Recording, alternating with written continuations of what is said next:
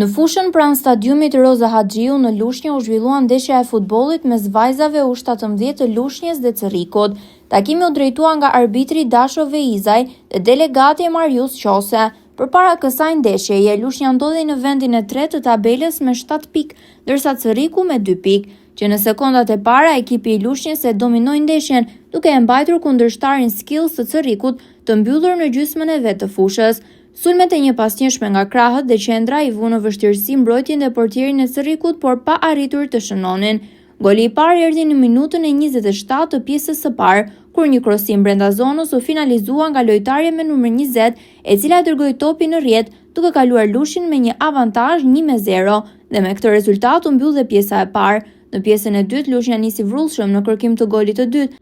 Loja vazhdoi me sulme dhe kundër sulme nga të dy ekipet, derisa në minutën e 10 të pjesës së dytë, vajzat lushnjare shënuan sërish duke e çuar rezultatin në 2-0.